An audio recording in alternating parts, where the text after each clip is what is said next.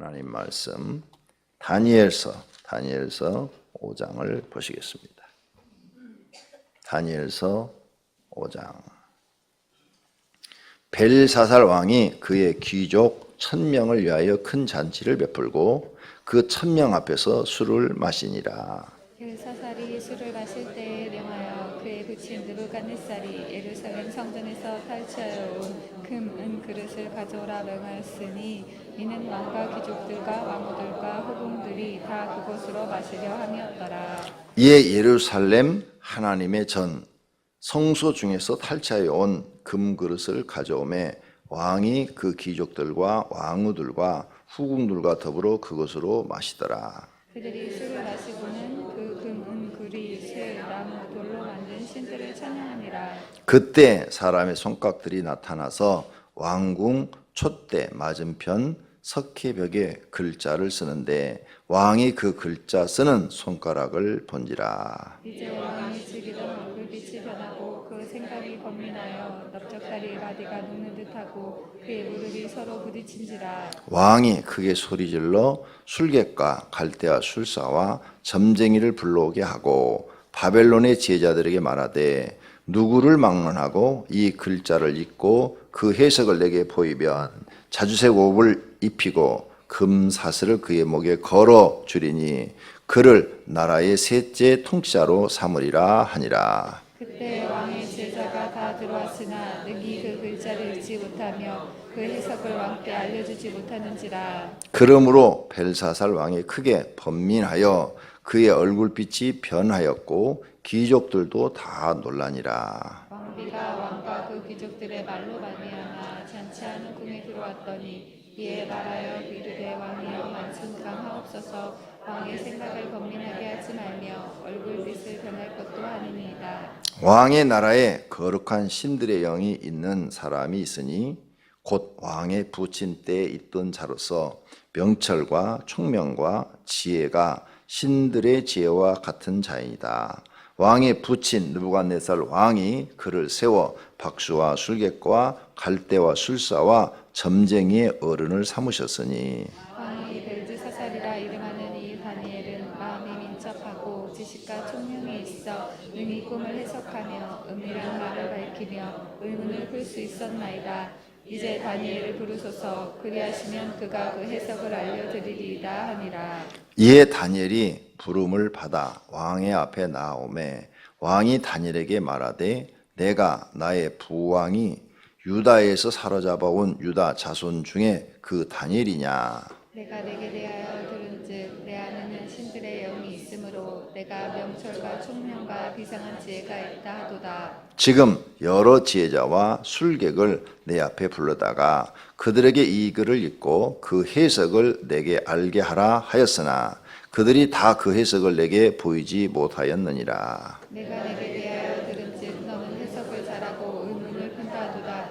그런즉 이제 내가 이 글을 읽고 그 해석을 내게 알려주며 내게 자주색 옷을 입히고 금사슬을 내 목에 걸어주어 너를 나라의 셋째 통치자로 삼으리라 하니. 다니엘이 왕에게 대답하여 이르되 왕의 예물은 왕이 칭히 가지시며 왕의 상급은 다른 사람에게 주옵소서. 그러할지라도 내가 왕을 위하여 이 글을 읽으며 그 해석을 아뢰리이다. 왕이여 지극히 높으신 하나님이 왕의 부친 느부갓네살에게 나라와 큰 권세와 영광과 위엄을 주셨고 그에게 큰 권세를 주셨으므로 백성들과 나라들과 언어가 다른 모든 사람들이 그의 앞에서 떨며 두려워하였으며 그는 임의로 죽이며 임의로 살리며 임의로 높이며 임의로 낮추었더니 그가 마음이 높아지며 뜻이 완악하여 교만을 행함으로 그의 왕위가 폐한바되어 그의 영광을 빼앗기고 사람 중에서 쫓겨나서 그의 마음이 들짐승의 마음과 같았고 또 들나귀와 함께 살며 또 소처럼 풀을 먹으며 그의 몸이 하늘 이슬에 젖었으며 지극히 높으신 하나님이 사람 나라를 다스리시며 자기의 뜻대로 누구든지 그 자리에 세우시는 줄을 알기에 이르렀나이다. 벨사살이여 왕은 그의 아들이 되어도 이것을 다 알고도 아직도 마음을 낮추지 아니하고 도리어 자신을 하늘의 주제보다 높이며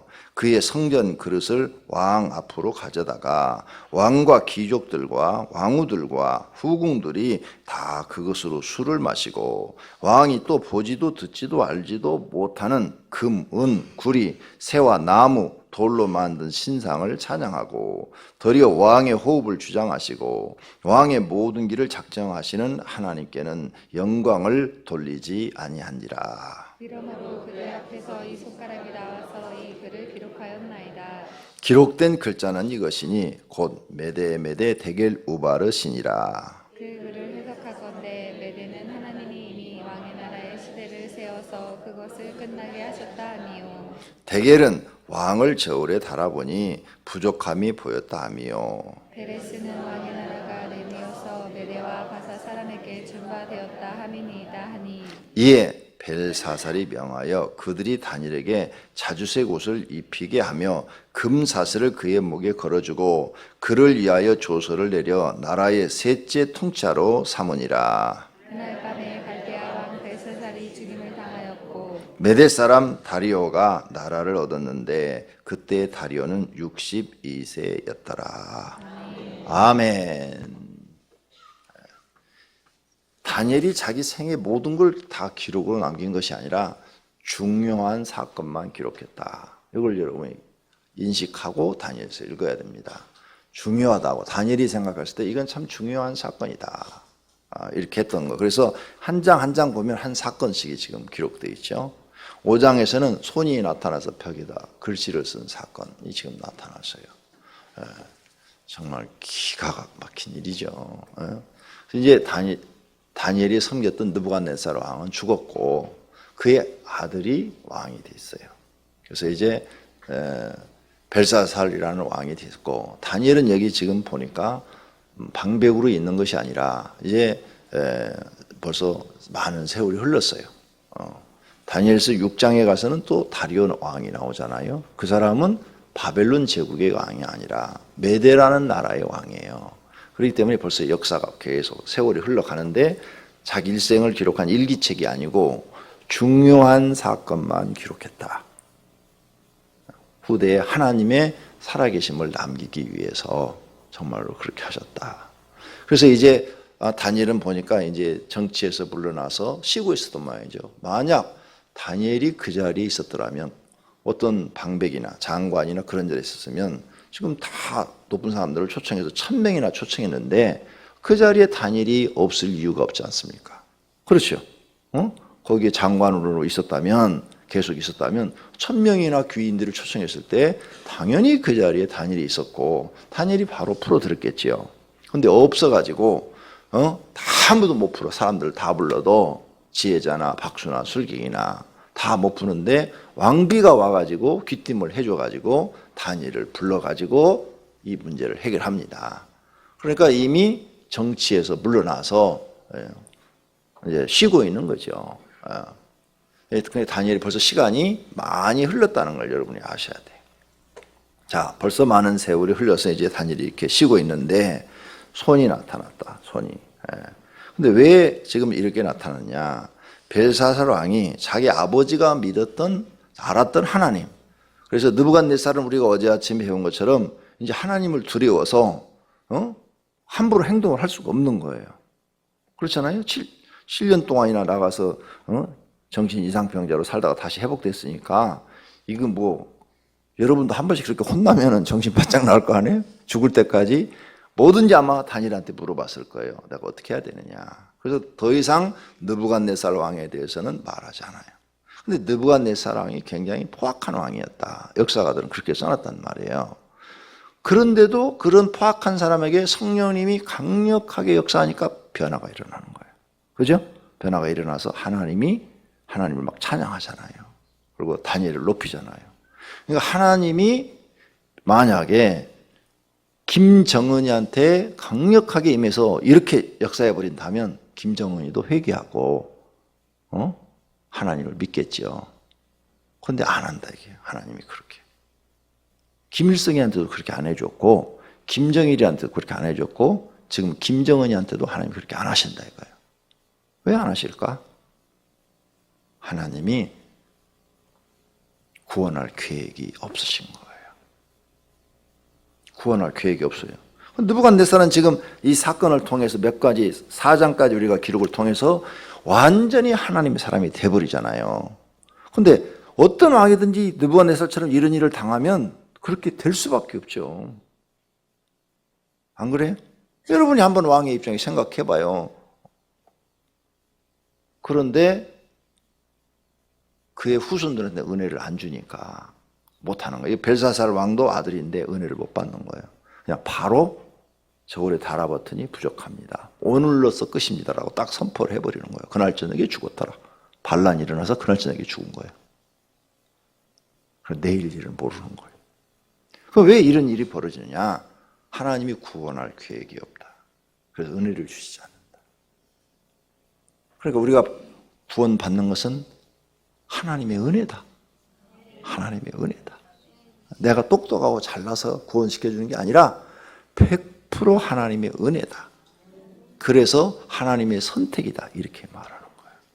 성도님들이 오늘 새벽에 이렇게 나와가지고 하나님 말씀을 듣고 하나님을 사랑하는 마음을 갖고 이게 내가 잘나서 그런 게 아니고 똑똑해서 그런 게 아니라 하나님의 영이 우리 속에 들어오셔서 은혜를 주었기 때문에 이 마음이 생긴 것이다 그 말이에요.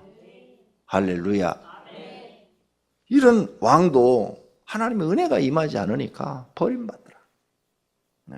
하나님의 은혜를 받지 못한 사람들은 다 버림을 받는다. 버림에 받는 결과는 멸망이다.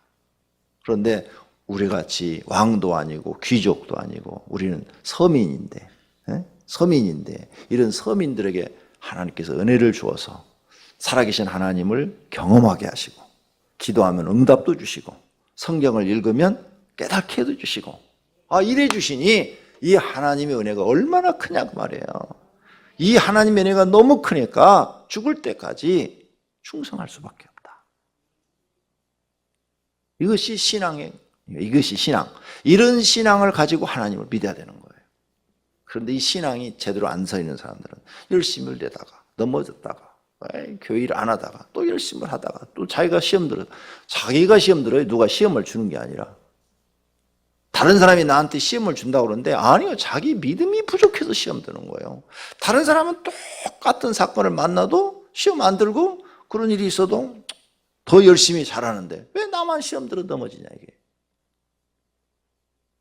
그래야 안 되는 거예요. 안 되는 거예요.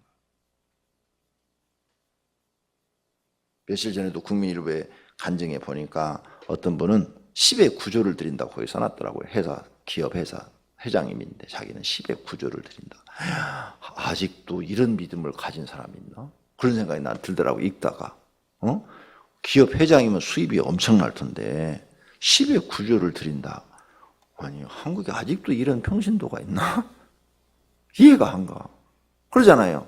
회장이면. 그런데 거기 써놔서 간증문에 쭉 읽어보니까 내가 이렇게 하나님께 드리기 시작하면서부터는 하나님이 나를 도우셔서 모든 일을 형통하게 하시고 잘되게 하신다. 그래서 나는 하나님의 은혜를 찬양할 수밖에 없다. 감사하다. 이렇게 드릴 수 있어서 너무 기쁘다. 10의 1만 갖고도 내가 우리 가족들이 먹고 사는데 풍족하게 해주셔서 너무너무 행복하고 내가 주의 일을 이렇게 많이 할 수 있어 너무너무 기쁘고 즐겁다고. 그 마음이 하나님의 은혜인 거예요. 성령님께서 그 마음을 주지 않으면 절대 그런 기쁨을 가질 수가 없는 거예요. 그러니까 우리가 지금 이렇게 신앙생활 하는 모든 게 다 은혜다. 잊어버리지 마시기를 바랍니다. 그래 그 은혜를 받았으니까 우리는 감사하고 충성해야 된다. 보답하는 길은 하나님께 감사하고 충성하는 사람이 되어야 한다. 이 사실을 믿고 그대로 행하시면 하나님이 기뻐하는 사람이 될 줄로 믿습니다. 자, 오늘 사건 보니까 이제 그의 아들이 왕이 돼가 다스리는데 잔치를 벌이죠. 귀인 1000명을 초청해갖고 잔치를 벌이는데 워낙 거대한 제국이니까 뭐 돈도 엄청나게 많죠. 제가 이쪽 지방에 이제 성지순례 여행을 하면서 가서 왕궁을 가봤어요. 터키의 왕궁, 터키도 지금 여기 바벨로니아는 아니지만 과거에 어떤 부귀를 누렸는가 하고 가서 봤더니 우리 한국은 거기다 비교할 수가 없어요. 우리는 그 과거에 신라의 왕들이 쓰던 뭐 금관, 그죠? 이런 것 정도 발견하죠. 근데 터키 그 왕궁에 가서 봤더니 겨우 우리는 금이 왕관 정도인데 거기는 의자 전체가 다 저렇게 금이야. 침대가 전체가 다 금이야. 그러니까 비교가 안 돼. 우리는 금 조금 가지고 왕관 정도 발견해가지고 뭐 대단한 것처럼 발견한 것처럼 고고학적으로 얘기를 하는데 거기는 막 침대 전체가 다 금이에요. 근데 그게 한두 개가 있는 게 아니고 막 거대한 궁에 막 전체가 막 바닥을 금칠을 해놓고 벽을 다 금으로 다 입혀놓고 비교를 할 수가 없어. 야, 이쪽 지역은 금이 얼마나 나길래 고대에 이렇게 살았을까. 솔로몬 왕궁을 그렇게 지었다더니 정말로 그러네. 그러니까 비교를 할 수가 없어요. 가져가래도 못 가져가. 금으로 의자 만드는 무게가 얼마인데 그걸 들고 가. 기증기로 와서 끌고 가야지. 도로래로 와서 실어 가야지. 그러니까 비교가 안 돼. 비교가. 한국하고는 비교가 안 돼. 모든 게 다. 그 정도 이 사람들이 잘 살아요. 1000명을 데려다가 잔치를 하려면 이게 한 번 잔치할 때 돈이 얼마나 들겠어요. 그런데 한다 이 사람들은 그때 과거에 자기들이 전리품 예루살렘에서 갖고 온 은과 금을 갖다 썼어요. 술을 마셨고 또 신상한테 찬양을 했다. 3절 4절에 나와요. 그랬더니 손이 나타나가지고 글씨를 썼다 이거죠. 지금도 이런 일들이 일어나더라고. 지금도 이런 일이 실제로 일어나더라고. 여러분은 경험 안 해봤는데 나하고 집사람은 한 서너 달 전에 이 일을 경험을 했어요. 손이 나타나서 글씨 쓰는 걸 봤어요. 기가 막힌 거지. 하나님은 살아계시다 이게. 살아계시다. 그다음 여기 지금 성전은 기물을 갖고 먹은 게 죄가 돼가지고 결국은 왕권을 다 상실하고 나라가 망해버리는데 이거 조심해야 돼요. 이 성전 안에는 수많은 이런 기구들이 있어요. 이런 게 하나님께 드려지는 순간에 성물이 돼버리고 성물, 거룩한 성자예요. 거룩한 물건이다 그 말이에요. 네? 거룩한 물건, 구별된 물건, 하나님의 물건이다. 그래서 여러분은 복 받으려면 이런 것을 보면은 더러우면 닦고 쓸고 아니면은 뭘 이렇게 갖다 놓고 이런 사람이 돼야 되지. 요걸 갖다가 내 걸로 쓰는 사람이 되면 복이 아니라 저주를 받아요. 지금 여기 그러잖아. 그죠? 이 왕이 성전에 있는 기물을 갖다가 술을 먹고 막 이러다가 지금 저주받는 거네요. 여러분 신앙이 그렇게 됐어요. 하나님 앞에는 내가 뭔가 자꾸 드리려는 마음이 있어야지 가져가려는 마음을 가지면 절대 복을 못 받아요. 이 신앙을 여러분이 배워야 돼요. 하나님 앞에는 자꾸 드리려는 신앙을 가져라. 한 가지라도 가져가지 말라고 드리려는 마음을 가져라. 그래야 하나님이 그 마음을 기뻐하신다. 그리고 교회 모든 물건은 무엇이든 간에 이런 거 하나라도 소중하게 생각하고 하나님의 것이니까. 내 집 것은 깨지고 부서져도 상관없지만 교회 것은 하나님의 것이니까 내가 소중하게 간직한다. 똑같이 집에서 쓰는 물건이지만 다른 거예요. 지금 이 벨사살 왕도 지금 외국에서 가져온 이 금은 잔들이 너무 많아. 너무 많아. 어떤 것이 예루살렘에서 가져온 거고 어떤 것이 다른 나라에서 가져온 건지 몰라. 그냥 부하들한테 시켜서 다 갖다가 야, 이 사람들한테 전부 근잔, 음잔으로 술을 마시게 해라 해가지고 지금 마시고 있는데 이게 하나님 앞에 걸려버린 거예요. 여러분은 경험을 안 해봤잖아요. 그래 모르잖아요. 근데 실제로 나는 경험을 또 해봤어. 2층 교회, 술집골목에서 2층 교회를 할 때 교회 여자 집사님의 남편 집이 파산을 했어요. 파산을 해가지고 회사 큰 강명시 가게 유지였대요, 자기가. 강명시 유지였는데 파산을 해가지고 아주 다 망해서 이제 방 얻을 돈도 없어요. 그래갖고는 너무 불쌍해서 옥상에다가 우리가 이제 2층이고 3층이 옥상인데 옥상에다 그러면 와서 텐트 치고 잠시라도 사십시오. 우리밖에 안 쓰니까 그래서 옥상에다 텐트를 치고 임시로 와서 사시는 거예요. 나는 주님의 사랑으로 내가 방은 줄 돈이 없지만 나도 2층 교회 36평 얻어가지고 지금 목회하고 있고 36평 중에서 방 한 칸 만들어가지고 나하고 집사람하고 거기 살고 있으니까 그때는 우리 은영이만 태어났어요. 은선이는 없었을 때요. 그러니까 그거 줄 수밖에 없죠. 나도 교회 옆에 방 만들어갖고 지금 살고 있는데 그래서 그냥 순수한 마음으로 그냥 주었어요. 그래서 거기서 텐트 치고 살았는데 한 2달 지나니까 집사님들이 그래요. 목사님, 그 위에 텐트 치시는 분이 교회 우리 주일날 밥에 먹는 그릇 다 그거 갖다 놓고 거기서 밥 먹고 그러고 있던데 그거 괜찮아요? 이렇게 물어보더라고. 그래서 나는 어때요? 아무것도 없다는데 그냥 먹으라고 그래요. 난 이렇게 말을 했어요. 그러잖아요. 그 우리 주일날 먹는 밥그릇 그거 갖다가 거기다 막 다 갖다 놓고 뭐 이렇게 먹는데 갔다 오신 분들이 그런 얘기를 해요. 나는 거기 살아도 한 번도 거기 들어가 보질 않았어요. 텐트 속에. 왜? 얼마나 창피스러워요. 그죠? 그래도 큰 사장까지 하고 이런 분이고 내가 우리 교회 처음 나왔을 때 그분이 외제 승용차를 타고 나오셨어. 옛날에. 그래갖고 내가 운전 배울 때 몇 번 내가 타라고 그래서 몇 번 내가 타봤거든. 운전을 배울 때. 그런 분인데 다 망해가지고 왔으니까 너무 불쌍하잖아요. 그냥 내버려 뒀어. 근데 막 교인들이 와서 그래요. 목사님 그릇 쓰려고 그러니까 그릇이 없어요. 다 위로 올라가 있어요. 막 이러더라고. 막 불편함을 막 얘기하더라고요. 그래서 아무 말도 안 했어요. 3달 정도가 됐어요. 딱 3달. 갑자기 그분이 죽어가는 거예요. 죽어가. 그래가지고 병원에 입원해야 되는데 입원을 돈도 없대. 옛날에는 입원비 없으면 병원에 입원이 안 돼요.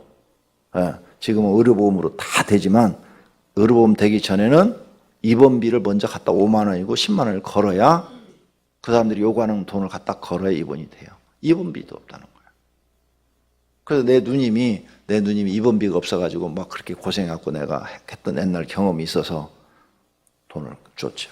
빨리 입원시키라고. 죽어가는 거예요. 막 기침을 하면서 막 죽어가는 거예요.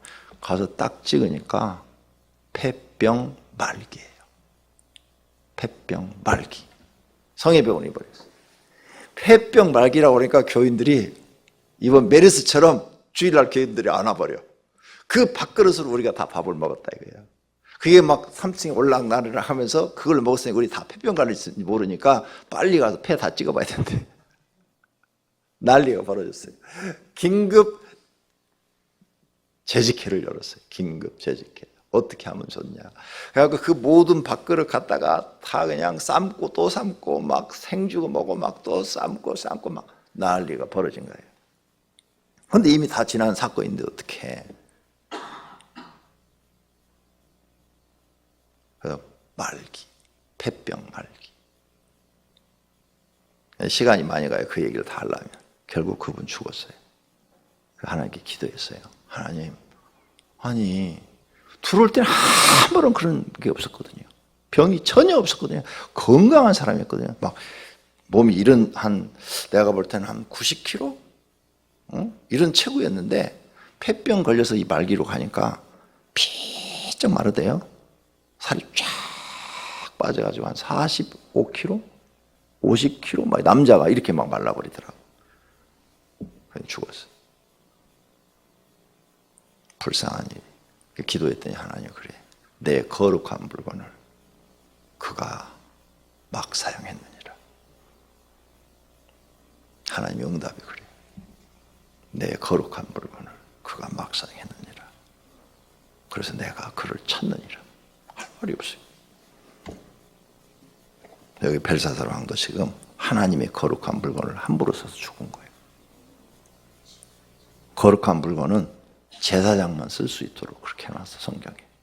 그러니까 하나님이 뭘 구별됐다. 사람을 구별하거나. 다니엘 구별됐죠. 그러니까 다니엘을 죽이려고 하는 사람들은 다 어떻게 돼요? 그 사람들이 죽어요. 구별된. 아브라함도 하나님 불렀죠. 그때 부를 때 하나님의 약속이 뭐예요? 너를 축복하는 자는 내가 축복할 것이고 너를 저주하는 자는 하나님이 대신 저주하겠다고 그랬어요. 구별됐죠. 구별. 하나님이 하신 말씀을 여러분이 기억을 하셔야 돼요. 네. 그래서 아브라함을 괴롭히면 그 사람이 오히려 저주를 받아. 다니엘을 죽이려고 6장에 가서 사자굴 밥이 되게 하려고 했다가 오히려 그들이 죽어. 이게 하나님의 구별이라는 거예요. 구별. 내가 첫날부터 첫 장부터 구별에 대해서 가르쳐 드렸어요. 하나님이 구별된 사람이 있다. 하나님이 구별된 물건이 있다. 그건 절대 함부로 해서는 안 된다. 말씀이 그대로 임한다는 거예요. 그러면 여러분이 하나님께 구별됐다. 성도들 중에도 많아요. 구별받은 사람. 그 사람을 여러분이 형제가 건든다. 그럼 그 사람 망해요. 그래서 여러분이 교회 나오는데 여러분을 막 뒤에서 뭐 저거 교회다 하고 예수쟁이 되고 미쳐갖고 애들도 안 보고 돈 벌면 다 교회다 갖다 바치고 막 이런 얘기를 했어요. 그리고 한 5년 10년 지났는데 그 사람이 싹 망했다. 그러면 여러분은 구별받은 사람이에요. 근데 그렇게 여러분이 교회 나왔는데 그런 사람들이 그런 말을 했는데 여러분 뭐 그 사람이 아무런 뭐 없듯이 더 잘 되고 있다. 그럼 구별 못 받은 사람이에요. 난 성경 얘기해 주는 거예요. 성경에 이게 있는데 실제로 나타나더라. 실제로. 우리 집안에서 우리가 처음 예수를 믿었어요. 얼마나 왕따 나온 줄 알아요? 사촌들한테. 우리 여기 지금 사촌 나오죠? 지금 우리 여기 권정란 집사가 사촌 조카인데 그 어머니 지금 장로되고 권사되고 그 오빠 목사되고 다 그렇게 장로 목사 집안이 됐는데 그렇게 되기 전에 우리를 얼마나 무시를 하고 멸시를 했는지 몰라요. 교회에 나가가지고 다 망했다고. 사실은 교회에 나가서 망한 게 아니라 다 망해서 교회를 나온 거죠. 사실은 다 망해서 교회를 나왔는데 교회에 나가가지고 우리 아버지 형제 중에서 우리가 제일 잘 살았거든요. 그런데 다 망했다고 이렇게 소문을 내는 거예요. 그리고 사람 취급을 안 하는 거예요. 두 번째 큰 집이 있어요. 첫 번째 큰 집이고 두 번째 이제 큰아버지 집이 있어요. 그 집도 우리를 그렇게 핍박을 했어요. 근데 이 집은 우리 어머니가 기도했는데 회개하고 하나님을 믿고 다 잘 됐고 두 번째 큰 집은 교회를 안 다니는 거예요. 또 교회를 몇 번 나가다가 몇 년 나가다가 안 다니고 그래서 그 두 번째 큰 집은 지금 사촌들이 하나도 된 사람이 없어요. 다 바닥에 살고 있어요. 다 바닥에. 그래 두 번째 큰 집에 둘째 형이 그러더라고. 큰 형은 벌써 죽었어. 두 번째 큰 집 둘째 형이 우리가 하나님 안 믿어서 모든 저주가 우리 집안으로 내려온 모양이다. 그런데도 교회를 안 나가. 자기 입으로 그렇게 말을 하면서도. 그러니까 이게 하나님 믿는 게 성령님이 우리 안에 들어와서 은혜를 주기 전에는 도저히 안 되는 거라고요. 알아. 자기 입으로 그렇게 말을 해. 그런데도 안 나가. 그럼 이걸 어떻게 해? 알아도 안 되는 거예요, 이게. 성령님이 우리 속에 들어와 은혜를 줘야 우리가 이게 마음이 변화되고 움직이지는 거예요. 여러분 오늘 새벽 기도 나왔어요? 은혜 받은 줄 아시고 감사하세요. 구별되신 분들이야. 저는 정말 목회하면서 내가 하나님 믿으면서 이런 걸 경험을 해요. 아, 하나님 정말 살아계시고 성경에 다니엘에게 역사하신 것처럼 또 벨사살에게 역사하신 것처럼 지금도 동일하게 역사하신다. 여러분이 이제 이런 성경을 깨닫고 복받는 일을 하나님께 많이 행하여 거룩한 자들이 되시고 거룩한 자가 뭐요? 구별된 사람, 하나님 앞에 구별된 사람, 구별된 사람들이 되시고 하나님 여러분과 함께해서 무슨 일이든지 도와주시는 형통하는 분들이 되시기를 예수님의 이름으로 축원합니다. 기도하겠습니다. 하나님 감사합니다. 오늘 새벽에도 벨사살 왕을 통해서 배웁니다. 하나님 저희들이 정신 차리고 하나님 잘 믿을 수 있도록 은혜를 주시옵소서. 성령 하나님 우리 마음속에 들어오셔서 은혜 주시기를 바랍니다. 모든 것이 하나님의 은혜입니다. 우리가 새벽 기도 나오는 것도 하나님의 은혜입니다. 기도할 마음을 갖고 있는 것도 하나님의 은혜입니다. 그 은혜를 더 사모하게 하소서. 그래서 우리가 구별된 자가 되게 하시고 하나님의 영이 다니엘과 함께한 것처럼 우리와 함께하여 주셔서 우리를 지키시고 보호하시고 영생의 길로 복된 길로 형통의 길로 인도하여 주시옵소서. 하나님만 믿습니다. 하나님은 우리의 구원자이십니다. 하나님은 우리의 치료자이십니다. 하나님은 살아계신 분이십니다. 이 사실을 믿습니다. 주님 앞에 건축원금 그리고 감상금 1천 번짐을 드렸습니다. 주님 받으시고 소원을 이루어 주시옵소서. 예수님의 이름으로 기도드립니다. 아멘.